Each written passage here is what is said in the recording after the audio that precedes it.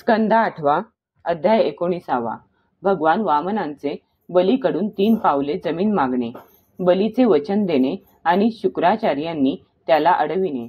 श्रीशुक म्हणतात, बलीचे हे वचन धर्मयुक्त आणि अतिशय मधुर असे होते. ते ऐकून भगवान वामनांनी अत्यंत प्रसन्नतेने त्याचे अभिनंदन करून म्हटले. श्री भगवान म्हणाले, राजन, आपण जे काही म्हणालात ते आपल्या कुलपरंपरेला अनुरूप धर्मपूर्ण, यश वाढविणारे आणि अत्यंत मधुर आहे.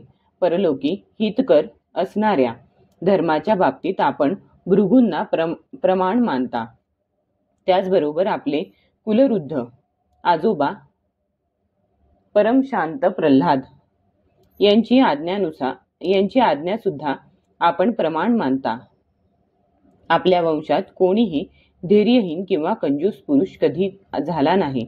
तसेच ज्याने ब्राह्मणांना कधी दान दिले नाही किंवा कोणाला काही देण्याचे वचन देऊन नंतर माघार घेतली असाही कोणी झाला नाही. याचकाची विनंती ऐकून किंवा युद्धाचे वेळी शत्रूने आव्हान दिल्यावर तिकडे पाठ करणारा भित्रा मनुष्य आपल्या वंशामध्ये कोणी झाला नाही. आपल्या कुलातच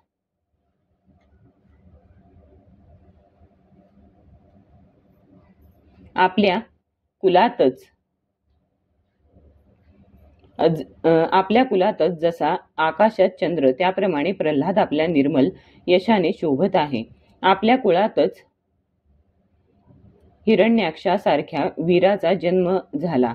तो वीर जेव्हा हातात गदा घेऊन एकटाच दिग्विजय करण्यासाठी बाहेर पडला, तेव्हा सर्व पृथ्वी पालथी घालूनही त्याला आपल्या जोडीचा कोणी वीर मिळाला नाही. जेव्हा भगवान विष्णू पाण्यातून पृथ्वीला वर काढीत होते, तेव्हा तो त्यांच्या समोर आला. तेव्हा अत्यंत कष्टाने त्यांनी त्याच्यावर विजय मिळविला.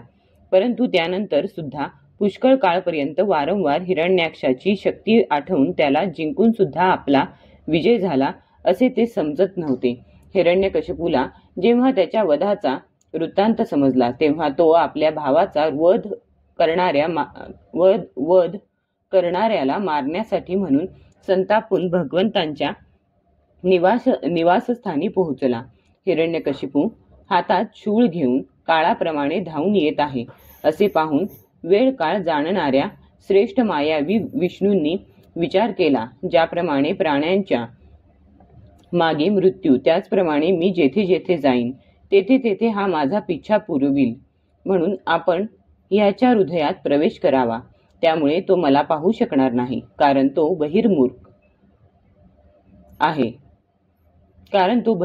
आहे. हे असुर शिरोमणे, ज्यावेळी हिरण्यकशिपू त्यांच्यावर झडप घालीत होता, त्याचवेळी घाबरल्याप्रमाणे भगवंतांनी आपले शरीर सूक्ष्म बनविले आणि ते त्याच्या श्वासांत लपून नाकातून हृदयात जाऊन बसले. हिरण्यकशिपूने त्यांचा लोक बारकाईने धुंडाळला, पण त्यांचा काहीच पत्ता लागला नाही. त्यामुळे चिडून तो आरडाओरड करू लागला. त्यावेळी वीराने पृथ्वी, स्वर्ग, दिशा, आकाश, पाताळ आणि समुद्र असे सगळीकडे भगवंतांना शोधले, परंतु त्याला ते कुठेच दिसले नाहीत. ते कुठेच नाहीत असे पाहून तो म्हणू लागला, मी सर्व जग पिंजून काढले, परंतु तो सापडला नाही. माझ्या भावाचा घात करणारा तो नक्कीच जिथे गेल्यानंतर पुन्हा परत येता येत नाही अशा लोकी निघून गेला असावा. बस, आता त्याच्याशी वैरभाव ठेवण्याची आवश्यकता नाही, कारण वैर देहाबरोबरच संपते. क्रोधाचे कारण अज्ञान आहे आणि अहंकारामुळे तो वाढतच जातो. राजा, तुझा पिता प्रल्हादनंदन विरोचन फार मोठा ब्राह्मण भक्त होता, इतका की त्याचे शत्रू असणाऱ्या देवांनी ब्राह्मणांचा वेश घेऊन त्याचे आयुष्य मागितले आणि त्यांचे कपट माहीत असूनही त्याने त्यांना आपले आयुष्य दिले. ज्या धर्माचे गृहस्थ ब्राह्मण आपले पूर्वज आणि अन्य यशस्वी वीरांनी पालन केले, त्याच धर्माचे तुम्ही आचरण करीत आहात. हे दैत्येंद्रा, मागितलेली वस्तू देणाऱ्यांमध्ये आपण श्रेष्ठ आहात. म्हणून मी आपल्याकडे फक्त माझ्या पायांच्या मापाने 3 पावले एवढी थोडीशी जमीन मागत आहे. हे राजन, आपण सर्व जगाचे स्वामी आणि मोठे उदार आहात, तरी सुद्धा मला आपल्याकडून अधिक काही नको. कारण विद्वान पुरुषाने आपल्या आवश्यकते इतकेच दान घेतले असता त्याला पाप लागत नाही. बली म्हणाला, ब्राह्मण कुमारा, तुझे बोलणे तर वृद्धासारखे आहे, परंतु तुझी बुद्धी अजून लहान मुलासारखीच आहे. अजून तू लहान आहेस ना, म्हणून आपला फायदा तोटा तुला समजत नाही. मी तिन्ही लोकांचा एकमात्र अधिपती आहे आणि द्वीपचे द्वीप देऊ शकतो. जो मला आपल्या बोलण्याने प्रसन्न करून माझ्याकडून फक्त 3 पावले भूमी मागतो त्याला बुद्धिमान म्हणावे काय? हे ब्रह्मचारी, जो एक वेळ माझ्याकडे आला त्याला पुन्हा कधी कोणाकडून काही मागण्याची आवश्यकता वाटता कामा नये. म्हणून आपली उपजीविका चालविण्यासाठी तुला जेवढ्या भूमीची आवश्यकता असेल तेवढी माझ्याकडून मागून घे. श्री भगवान म्हणाले, राजन, मनुष्य जर इंद्रियांना काबूत ठेवू शकत नसेल तर संसारातील सर्वच्या सर्व प्रिय विषयही त्याच्या कामना पूर्ण करू शकत नाहीत. जो 3 पावले भूमीने संतुष्ट होत नाही त्याला 9 वर्षांनी युक्त असे एक द्वीप जरी दिले तरी सुद्धा तो संतुष्ट होऊ शकणार नाही, कारण 7ही द्वीपे मिळविण्याची त्याच्या मनात इच्छा शिल्लक राहतेच. मी असे ऐकले आहे की पृथु, गय इत्यादी राजे 7ही द्वीपांचे अधिपती होते, परंतु इतके धन आणि भोग मिळून सुद्धा त्यांचा लोभ संपला नाही. मिळेल त्यातच संतुष्ट राहणारा पुरुष आपले जीवन सुखाने व्यतीत करतो, परंतु इंद्रियांना काबूत न ठेवणारा तिन्ही लोकांचे राज्य मिळून सुद्धा संतोष नसेल तर दुःखीच असतो. धन आणि भोगांनी संतुष्ट न होणेच जीवाला जन्म मृत्यूच्या फेऱ्यात अडकविण्यास कारणीभूत आहे. पण जे काही मिळेल त्यातच संतोष मानणे मुक्तीला कारणीभूत ठरते.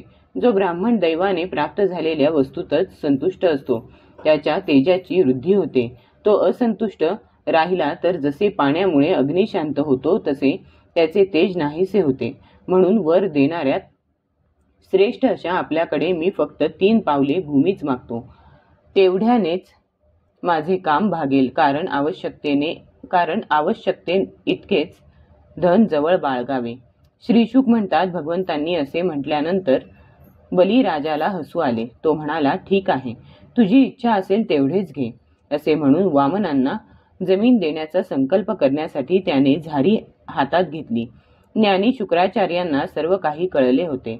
भगवंतांची ही लीला जाणून त्यांना जमीन देण्यासाठी तयार झालेल्या बलीला ते म्हणाले. शुक्राचार्य म्हणाले, विरोचन कुमारा, हे स्वतः अविनाशी भगवान विष्णू आहेत. देवांचे काम साधण्यासाठी कश्यपांची पत्नी अदितीपासून अवतीर्ण झाले आहेत. आपले सर्वस्व जाईल हा अनर्थ न जाणताच तू यांना दान देण्याची प्रतिज्ञा केलीस. हे तर दैत्यांवर मोठे संकट आले आहे. हे मला योग्य वाटत नाही. स्वतः भगवंतांनीच आपल्या योगमायेने हे ब्रह्मचार्याचे रूप घेतले आहे. हे तुझे राज्य, ऐश्वर, लक्ष्मी, तेज आणि कीर्ती तुझ्याकडून हिरावून घेऊन इंद्राला देतील. हे विश्वरूप आहेत. 3 पावलांमध्ये हे सर्व लोक व्यापून टाकतील. मूर्खा, सर्वस्व विष्णूंना देऊन तुझा निर्वाह कसा चालेल? हे विश्वव्यापक भगवान एका पावलाने पृथ्वी आणि दुसऱ्या पावलाने स्वर्ग व्यापून टाकतील. यांच्या विशाल शरीराने आकाश व्यापून जाईल. तेव्हा यांचे 3रे पाऊल कुठे राहील? प्रतिज्ञा करून ती पूर्ण न केल्यामुळे तुला नरकात पडावे लागेल, कारण तू प्रतिज्ञा पूर्ण करण्यास असमर्थ ठरशील. जे दान दिल्यानंतर जीवन निर्वाहासाठी काही उरत नाही ते दान विद्वान पुरुष योग्य मानत नाहीत. ज्याचा जीवन निर्वाह योग्य तऱ्हेने चालतो तोच या संसारात दान, यज्ञ, तप आणि परोपकार ही कर्मे करू शकतो. जो मनुष्य आपले धन धर्मासाठी, यशासाठी, धनाची वाढ करण्यासाठी, उपभोग घेण्यासाठी आणि स्वजनांसाठी अशा 5 कारणांसाठी विभागतो तोच इह परलोकी सुख मिळवितो. हे असुरश्रेष्ठा, मी तुला ऋग्वेदातील काही श्रुतींचा आशय सांगतो, ऐक. श्रुती म्हणते, होय म्हणणे हे सत्य आहे आणि नकार देणे हे असत्य आहे. हे शरीर हा एक वृक्ष आहे आणि सत्य याचे फळ आहे. परंतु जर वृक्षच राहिला नाही तर त्याचे फळ कसे राहणार? असत्य हेच शरीररूप वृक्षाचे मूळ आहे. म्हणून नकार देऊन शरीर वाचवावे. जसे मूळ राहिले नाही तर वृक्ष सुकून जाऊन थोड्याच दिवसात खाली पडतो, त्याचप्रमाणे असत्याशिवाय देह तत्काळ नष्ट होईल, यात शंका नाही. हा मी देईन हे वाक्यच धनाला आपल्यापासून दूर करते, म्हणून त्याचा उच्चारच अपूर्ण म्हणजेच धनापासून वंचित करणारा होय. याच कारणास्तव जो पुरुष हा मी देईन असे म्हणतो त्याचे धन संपून जाते. जो मागणाऱ्याला सर्व काही देण्याचे मान्य करतो तो आपल्या भोगासाठी काहीच शिल्लक ठेवू शकत नाही.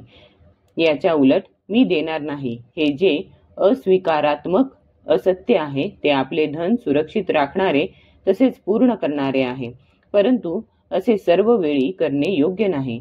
जो सर्वांना सर्व वस्तूंसाठी नाहीच म्हणत राहतो त्याची अपकीर्ती होते. तो जिवंत असूनही मेल्यासारखाच आहे. स्त्रियांना वश करण्यासाठी हास्यविनोदामध्ये विवाहाच्या वेळी आपल्या जीवाचे रक्षण करण्यासाठी, प्राणसंकट उपस्थित झाल्यावर गाय आणि ब्राह्मणांच्या हितासाठी, तसेच एखाद्याला मृत्यूपासून वाचविण्यासाठी असत्य भाषण निंदनीय नाही. अध्याय 19 समाप्त.